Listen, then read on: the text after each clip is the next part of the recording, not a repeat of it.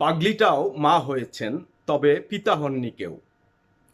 কবি নীলাদ্রি নাজিমের বিখ্যাত কবিতার ভাষা এটি। মানসিক ভারসাম্যহীন কিছু মহিলা যারা ওই যে রাস্তাঘাটে ঘোরাঘুরি করে, যাদেরকে আমরা পথপাগল বলি, তারা যখন মাতা হন বা সন্তান প্রসব করেন, তখন এক নিষ্ঠুর বাস্তবতা আমাদের সামনে উঠে আসে। তবে আজকে যে পাগলির কথা বলবো, সে কোনো পথপাগলি নয়, সে একজন পরিচিত মুখ, আপনাদের প্রিয় নায়িকা, আমাদের প্রিয় নায়িকা শবনম বুবলি। প্রথম আলো পত্রিকা পড়ে জানতে পারলাম তিনি গতকাল একটি ফটোকার্ড পোস্ট করেছেন তার ফেসবুকে। সেখানে তিনি লিখেছেন গত মাসের 11 তারিখে তিনি একজন কন্যা সন্তান প্রসব করেছেন বা কন্যা সন্তানের মাতা হয়েছেন।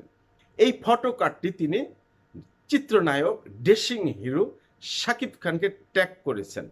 এই কন্যা সন্তানের নাম রেখেছেন শার্লিন খান। কিন্তু শবনম বুবলি কোথাও লিখেননি যে এই সন্তানের পিতা কে। আসুন শাকিব খানের ফেসবুক একটু দেখে আসি।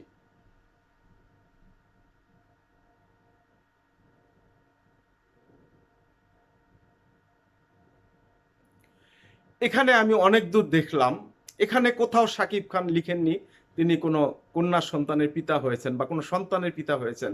শাকিব খানের সাম্প্রতিক কোনো অনুষ্ঠানে বা সাংবাদিক সম্মেলনও এই সন্তানের কথা উল্লেখ নেই।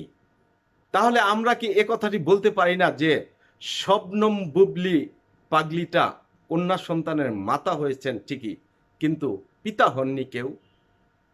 আপনাদের মতামত কি? ধন্যবাদ। ভালো থাকবেন, সুন্দর থাকবেন। আসুন অন্যায় অনিয়মের প্রতিবাদ করি, সুখী সমৃদ্ধ একটি বাংলাদেশ গড়ার চেষ্টা করি।